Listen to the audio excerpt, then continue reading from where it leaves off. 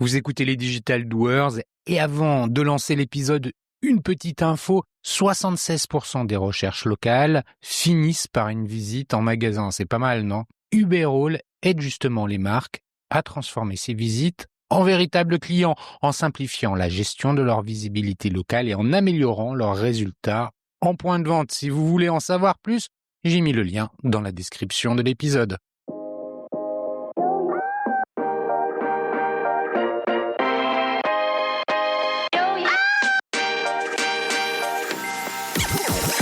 Et audio du secteur retail e-commerce en France, proposé par les Digital Doers en partenariat avec le One-to-One Retail e-commerce de Monaco. Nous sommes le 31 octobre. Après le résumé de l'actualité, je vous propose quatre articles cette semaine. La France n'est pas en faillite, à lire sur BFM TV. Fête 2025, les consommateurs serrent le budget, à lire sur e-commerce mag. Comment le search se fracture. Amazon, TikTok et Google se partagent désormais les rôles, à découvrir sur République Retail. Le géant chinois JD.com lance sa plateforme d'e-commerce Joybuy en France, à lire sur Usine Digitale. Je vous le rappelle, sur le site lesdigitaldoers.com, vous avez accès à une revue de presse éditée sur LinkedIn et qui rassemble les articles publiés dans la semaine sur les sites de news de notre écosystème. Vous pouvez vous y abonner pour recevoir chaque vendredi un digest de l'actualité dans votre boîte email. De cette revue de presse, je vous lis sans interprétation une sélection de quelques articles qui m'ont semblé pertinents à partager. Enfin, je vous invite à découvrir mon échange avec Brice Guillochon, directeur général de Brinks France, dans l'épisode 238, autour d'un sujet passionnant et souvent méconnu, la gestion du cash en point de vente. Nous parlons du rôle essentiel du cash dans l'économie, de souveraineté, de résilience et d'innovation technologique. Vous verrez comment un métier qu'on imagine traditionnel se transforme en profondeur grâce à la data, à la connectivité et à une vision résolument moderne du retail.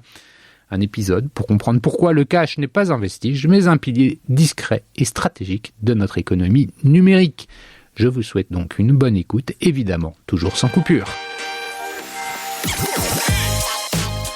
En bref, cette semaine, en synthèse, on peut dire que le commerce ne se transforme pas, il s'approfondit, les grandes manœuvres se poursuivent, mais les signaux sont de plus en plus subtils, plus souterrains. L'Europe devient un terrain de jeu stratégique où se croisent ambition logistique, maîtrise technologique et quête de confiance. L'événement le plus marquant vient sans doute de Chine avec l'arrivée de JD.com sur le continent européen. Le groupe déjà géant en Asie déploie Joybuy et sa marketplace en version bêta dans 6 pays, dont la France. Derrière cette expérimentation se dessine une stratégie redoutablement structurée, celle d'une intégration verticale totale de la production à la livraison finale, capable de rivaliser en efficacité avec Amazon. Ce lancement s'accompagne de discussions avancées avec Ceconomy, la maison mère de MediaMarkt et de Saturn, qui pourrait offrir à JD un ancrage physique et une légitimité locale précieuse. L'opération est emblématique d'un basculement du commerce mondial après l'hégémonie américaine. La Chine cherche à installer en Europe une présence qui combine puissance logistique, vitesse d'exécution et souveraineté de la donnée. Pendant ce temps, Meta poursuit sa propre conquête, celle de la publicité entièrement pilotée par l'intelligence artificielle, avec la généralisation d'Avantage Plus et l'arrivée du modèle Andromeda. L'automatisation publicitaire entre dans une nouvelle ère. Désormais, la donnée alimente directement les algorithmes qui orchestrent en temps réel la création, la diffusion et la mesure des campagnes. Cette évolution modifie profondément les équilibres. Les marques doivent apprendre à gouverner des systèmes qu'elles ne maîtrisent plus totalement, tout en renforçant la qualité de leurs données propriétaires et la cohérence de leur contenu. Le métier d'annonceur se rapproche de celui d'ingénieur et la frontière entre création et calcul devient chaque jour plus poreuse. En parallèle, une autre mutation plus silencieuse mais tout aussi décisive s'impose dans nos usages, celle de la recherche en ligne. Le consommateur ne se contente plus d'un seul point d'entrée vers l'information. L'espace de recherche s'est fragmenté selon les intentions. Amazon pour l'achat, TikTok et Instagram pour l'inspiration, YouTube pour la découverte, Google pour la vérification. Cette recomposition oblige les marques à repenser leur stratégie de présence. Elles ne peuvent plus viser une conversion linéaire, mais doivent accompagner un cheminement complexe, fait de curiosité, de comparaison et d'influence. L'intelligence artificielle dans ce paysage ne remplace pas l'humain, elle guide, assiste, oriente sans jamais trancher à sa place. Ce n'est plus une technologie de rupture, mais un fil conducteur entre les intentions et les décisions. Et sur le plan économique, les signaux sont contrastés. Adidas confirme sa bonne santé, soutenue par la dynamique du football et du running, tandis que Puma engage une vaste réorganisation avec la suppression de plusieurs centaines de postes. eBay, de son côté, affiche des résultats trimestriels supérieurs aux attentes, tout en annonçant une prudence accrue pour la fin d'année. Enfin, Procter & Gamble publie un premier trimestre fiscal solide, démontrant qu'une politique tarifaire mesurée et une discipline industrielle peuvent encore protéger les marges dans un contexte de consommation sous tension. Tension, justement, est le mot qui décrit le mieux l'état d'esprit des ménages français. Les projections pour les fêtes de fin d'année traduisent une baisse significative du budget moyen, passé de 182 à 143 €. La consommation ne s'effondre pas, mais elle se rationalise. Chaque achat devient un arbitrage, chaque dépense une décision pesée. Dans ce contexte, la fluidité du parcours client n'est plus un avantage concurrentiel, c'est une condition de survie. Le check-out se transforme en lieu stratégique, la moindre friction, le moindre doute suffit à faire basculer la décision. La technologie doit désormais s'effacer derrière l'expérience. La confiance, elle, se construit dans un silence d'un clic réussi. Mais le commerce ne se résume pas à la performance, il porte aussi ses zones d'ombre. Et l'affaire Shein Temu le rappelle avec éclat. Selon l'UFC Que Choisir, près de 70% des produits testés sur ces plateformes se révèlent non conformes et plus d'un sur deux présente un risque de dangerosité. Le constat est brutal, la rapidité d'exécution ne peut se substituer à la rigueur du contrôle. Au moment où Shein ouvre une boutique éphémère au BHV Marais, le contraste entre croissance et responsabilité devient criant. Le Digital Services Act, désormais en vigueur, impose aux acteurs une transparence accrue sur l'origine des produits, leur composition et leur traçabilité. C'est une page qui se tourne, celle où la conformité devient un levier de compétitivité autant qu'une exigence morale. Amazon, pour sa part, continue d'élargir son emprise tout en ajustant son modèle. La marque intègre désormais Chronodrive à son offre alimentaire, promettant la livraison en quelques heures dans plusieurs grandes villes. Ce partenariat illustre la volonté du géant d'ancrer sa logistique dans le quotidien des consommateurs en combinant proximité et immédiateté. En interne, en revanche, le climat est plus tendu, 14 000 postes supprimés, peut-être davantage, signe d'une rationalisation guidée par l'IA et la quête de productivité. L'entreprise n'abandonne rien, elle affine, elle densifie. Son modèle devient une mécanique d'anticipation plus qu'un empire de volume. Sur le plan macroéconomique, la France respire légèrement, l'inflation recule à 1% en octobre, principalement grâce à la baisse des prix de l'énergie. La consommation reprend timidement, mais la prudence reste la règle. L'épargne demeure à des niveaux élevés et les entreprises peinent encore à accorder des hausses de salaire. Nous entrons dans une période paradoxale, un climat apaisé mais sans enthousiasme, où la modération est devenue la norme. Enfin, un mot sur la technologie, où Alphabet franchit, donc la maison mère de Google, franchit un seuil symbolique. Pour la première fois, le groupe dépasse les 100 milliards de dollars de chiffre d'affaires trimestriel. YouTube progresse, Google Cloud accélère et les investissements massifs dans l'intelligence artificielle annoncent une recomposition profonde du paysage numérique. Ce n'est plus la publicité qui soutient la croissance, mais l'infrastructure elle-même. L'économie de plateforme devient une économie de calcul où la puissance technologique se confond avec la puissance commerciale. Au terme de cette semaine, une évidence s'impose, le commerce n'avance plus par rupture, mais par précision successive. Les acteurs dominants ne bouleversent pas les règles, ils les affinent jusqu'à les rendre invisibles. La vitesse se confond avec la maîtrise, la technologie avec la confiance, et au cœur de cette complexité, le consommateur demeure la seule boussole, exigeant, prudent, attentif, au sens comme à la simplicité.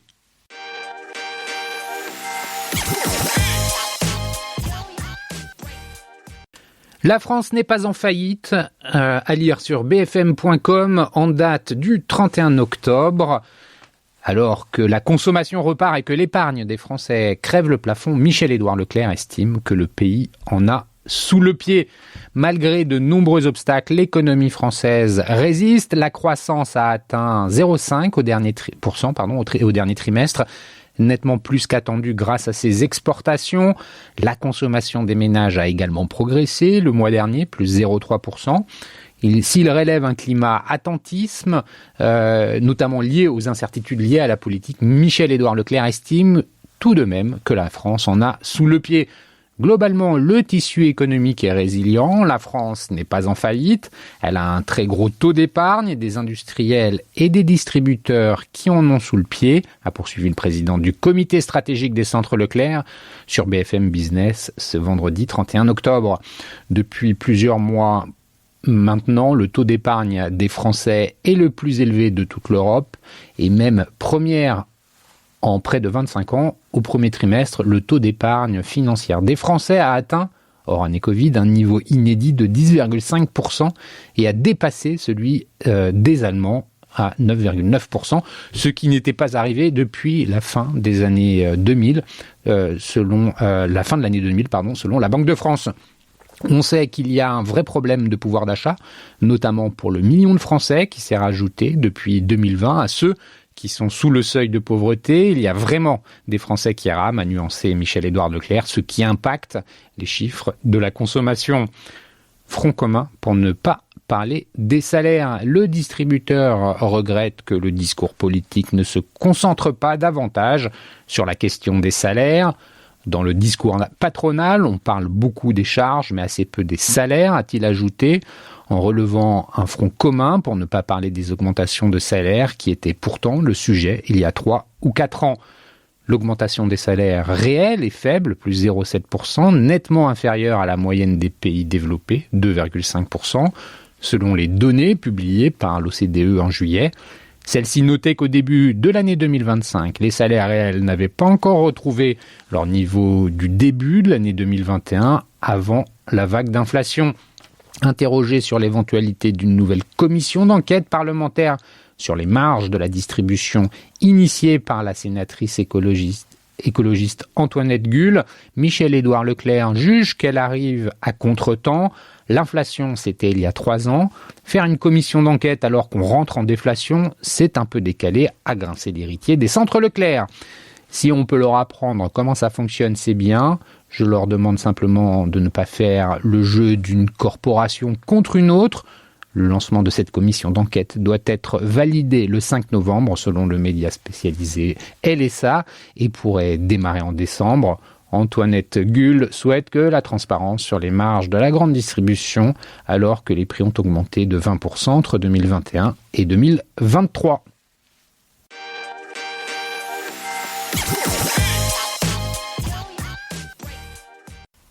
Fête 2025, les consommateurs serrent le budget, à lire sur e-commercemag.fr en date du 31 octobre. Selon le Holiday Retail Report 2025 de Shopify, les Français réduisent leur budget de fin d'année de 182 € à 143 €, privilégiant une consommation prudente. Malgré ce constat, 72% des dirigeants restent optimistes, tandis que les réseaux sociaux et l'IA s'imposent comme nouveaux leviers commerciaux, bien que la méfiance persiste. Les achats de fin d'année en France sont en mode prudence. En effet, selon le Holiday Retail Report 2025 de Shopify, le mot d'ordre pour les Français est de consommer mieux dans un budget contraint. Malgré ce contexte économique, les dirigeants d'entreprises affichent majoritairement leur optimisme concernant la période des fêtes. Le budget des Français réduit. Selon le rapport, le budget moyen des Français que les Français comptent consacrer aux achats de fin d'année chute de 182 à 143 euros. Si 51% des consommateurs se fixent une limite de dépenses pour faire face à cette rigueur budgétaire, 39% d'entre eux admettent éprouver des difficultés à s'y tenir. Face à cette contrainte, l'anticipation devient une stratégie clé. Un quart des consommateurs envisagent de commencer leurs achats plus tôt. Cependant, les entreprises ne suivent pas le même rythme car seulement 10% d'entre elles prévoient de lancer leurs opérations commerciales avant le mois d'octobre. Ce décalage est d'autant plus important que les foyers les plus aisés sont également les plus enclins à anticiper leurs achats. Conversion et canaux d'inspiration numérique. L'enjeu pour les marques est de transformer la simple curiosité des consommateurs en achats effectifs. Les lieux d'aspiration ont évolué. 75% des Français découvrent de nouveaux produits via divers canaux, parmi lesquels les réseaux sociaux, le bouche à oreille et les vitrines digitales sont devenus des carrefours importants. En conséquence, 37% des entreprises renforcent leur présence sur les réseaux sociaux et 23% misent sur des collaborations avec des créateurs de contenu. Des outils technologiques sont mobilisés pour soutenir cette transformation, comme Shopify Collabs ou Search and Discovery, visant à optimiser chaque interaction en opportunité commerciale. L'expérience client, levier décisif. Par ailleurs, l'expérience d'achat est considérée comme un facteur déterminant pour l'acte d'achat.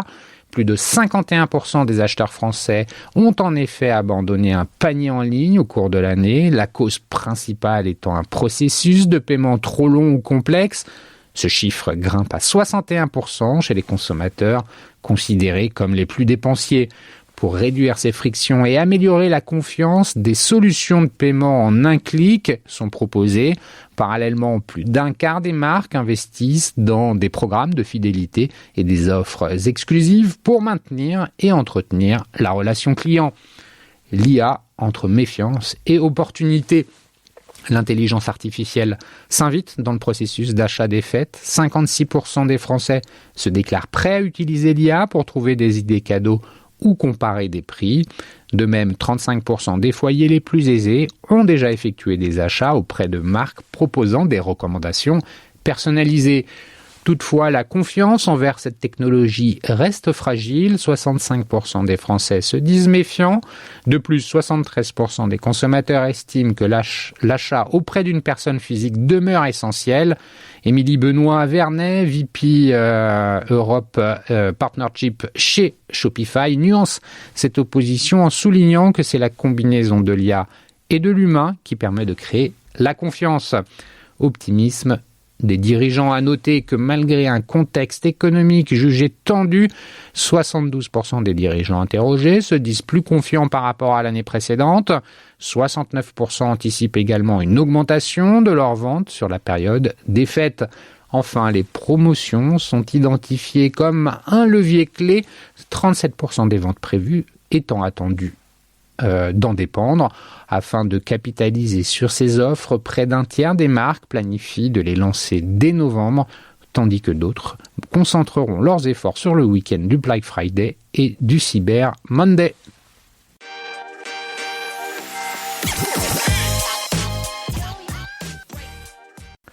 Comment le search se fracture? Amazon, TikTok et Google se partagent désormais les rôles. À lire sur republicretail.fr en date du 30 octobre. Longtemps centré sur le réflexe unique de la requête Google, le search connaît aujourd'hui un basculement profond. La recherche en ligne se fragmente selon les intentions. Un changement structurel qui redéfinit le parcours d'achat et la manière dont les marques doivent se rendre visibles. Le recours au moteur de recherche reste très ancré dans les usages. Plus de 90% des Français déclarent connaître au moins un moteur de recherche et 70% l'utilisent plusieurs fois par jour, tout profil confondu, selon l'étude réalisée par Eskimos et Ipsos. Cette habitude ne recule pas, notamment chez les 45 ans et plus, qui en font toujours leur premier réflexe pour accéder à l'information. Google conserve donc une position dominante dans la construction des parcours numériques. Cependant, cette prédominance se heurte désormais à de nouveaux réflexes selon les situations. Les internautes ne cherchent plus au même endroit selon qu'ils s'informent, comparent, apprennent, découvrent ou achètent. L'intention devient le facteur déterminant du choix de plateforme. Les plateformes d'achat en ligne plutôt que Google. L'étude révèle un renversement significatif. Lorsqu'il s'agit d'acheter un produit, les Français se tournent d'abord vers les plateformes d'achat en ligne, notamment Amazon, plutôt que vers un moteur de recherche. Ce déplacement traduit un parcours plus direct, orienté vers la conversion. Les plateformes marchandes concentrent les avis, les comparaisons immédiates, les suggestions alternatives et la réputation produit. Elles offrent un environnement perçu comme plus fiable pour passer à l'acte. 47% des répondants jugent les plateformes d'achat crédibles dans le contenu qu'elles proposent. Le moteur de recherche reste toutefois la référence en matière de fiabilité globale, avec 56% des Français le considérant comme crédible, mais la dernière étape du parcours d'achat. Il structure la recherche amont, là où Amazon prend en charge la validation et l'achat. Chez les jeunes, la découverte des produits passe d'abord par les réseaux sociaux. La phase d'inspiration se déplace nettement vers les réseaux sociaux. Chez les 18-34 ans, 30% déclarent utiliser principalement les réseaux sociaux et les plateformes vidéo pour découvrir de nouveaux produits. L'algorithme des plateformes sociales met en avant des contenus incarnés, scénarisés et contextualisés, créant des logiques d'identification, de désir et de curiosité qui n'existent pas dans une page de résultats Google. La découverte ne répond donc plus à une requête, elle la précède. C'est le contenu qui déclenche l'attention et non l'inverse. YouTube reste la plateforme de référence pour apprendre et comprendre. Lorsque la recherche porte sur un tutoriel, un geste technique ou une démonstration, plus d'un Français sur deux se tourne vers YouTube. La plateforme conserve une légitimité forte sur l'apprentissage pratique grâce à la possibilité de visualiser les gestes, comparer les approches ou vérifier la crédibilité de l'auteur. Le rapport à la preuve y est direct, incarné et explicite. Dans cette phase, Google intervient souvent en appui pour retrouver la source ou vérifier l'information, mais ce n'est plus lui qui structure la réponse principale. L'IA générative, forte notoriété, usage encore limité. L'étude montre que près de 70% des 18-54 ans connaissent au moins une IA générative, mais seuls 13% des Français l'utilisent quotidiennement. L'usage est donc encore loin d'être massif, malgré la médiatisation, mais une majorité des 18-34 ans y ont recours plusieurs fois par semaine. L'IA est perçue comme rapide, pratique et complémentaire, mais encore peu crédible. Seuls 27 à 28% des répondants estiment fiable l'information produite par ces outils. Pour l'instant, l'IA intervient surtout en complément, reformuler, synthétiser, proposer des pistes. Elle n'a pas encore pris le rôle d'arbitre final dans une décision d'achat ou dans une comparaison produit. Une recomposition du parcours d'achat. Les usages se segmentent selon les besoins. Google reste hégémonique dans la vérification et l'accès à l'information structurée. Amazon et d'autres plateformes d'achat en ligne deviennent un point d'entrée privilégié de l'achat une fois l'intention formulée. TikTok, Instagram et YouTube organisent la découverte, l'influence et l'apprentissage. L'IA générative se positionne comme un outil d'assistance encore marginal mais évolutif. L'étude met en évidence des différences plus marquées selon l'âge et le niveau de familiarité numérique que selon la catégorie socio-professionnelle. Les 18-34 ans sont ceux qui diversifient le plus les points d'entrée, notamment pour la découverte où les réseaux sociaux occupent une place importante. À l'inverse, les 45 ans et plus restent plus fortement attachés au moteur de recherche comme premier réflexe. Sur l'IA générative, l'écart se joue davantage sur le niveau de maîtrise et de confiance. Environ 27% des CSP+, déclarent utiliser l'IA générative au moins une fois par semaine, contre des niveaux nettement plus faibles dans le reste de la population. L'usage existe donc, mais reste encore marginal et principalement concentré chez les publics ayant déjà l'habitude de manipuler des outils numériques avancés.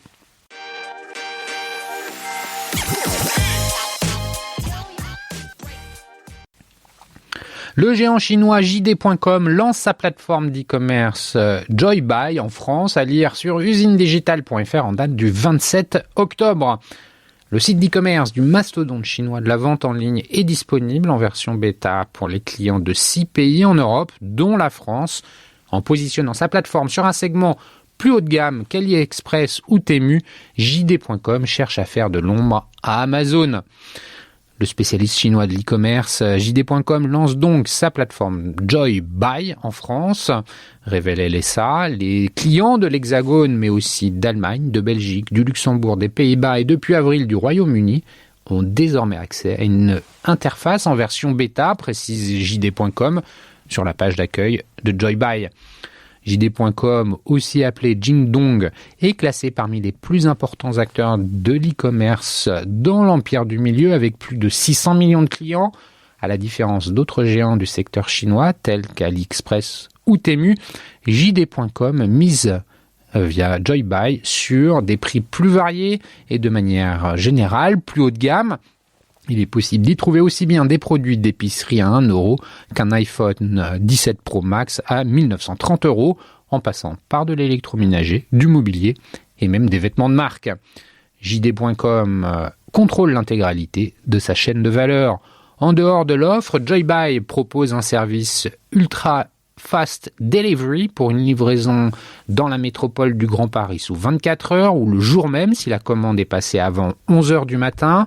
Pour le reste de la France, la livraison se fait le lendemain ou sous 2 jours. Mais surtout, contrairement à la plupart des marketplaces B2C, JD.com maîtrise l'ensemble de sa chaîne de valeur. Le chinois stocke les produits, les commercialise, les distribue et les livre aux consommateurs. Pour réussir ce pari, JD.com dispose d'un réseau logistique en Europe via sa filiale JD Logistics. Cette dernière dispose de 7 entrepôts répartis en région parisienne, en Allemagne, au Royaume-Uni, en Espagne, en Pologne et aux Pays-Bas. Au niveau mondial, JD Logistique a annoncé le 24 octobre vouloir se doter de 3 millions de robots, d'1 million de véhicules autonomes et de 100 000 drones au cours des 5 prochaines années. Grappiller des parts de marché à Amazon. En déployant sa plateforme en Europe, JD.com entend ainsi marcher sur les plates-bandes d'Amazon, dont le modèle se rapproche davantage. La firme américaine, en quête d'opportunités pour contrer l'offensive de Temu et Shein, a de son côté lancé en France au début du mois Haul, une marketplace composée de milliers d'articles low cost. Joybuy devrait être officiellement lancé en début d'année prochaine. Le géant chinois cherche à s'implanter en Europe de plusieurs manières. Cet été, il a déposé une offre de reprise du distributeur allemand de produits électroniques Ceconomy, qui détient par ailleurs près de 22% du capital de Fnac Darty. L'opération reste soumise à l'examen de la Commission européenne et de plusieurs pays européens, dont la France.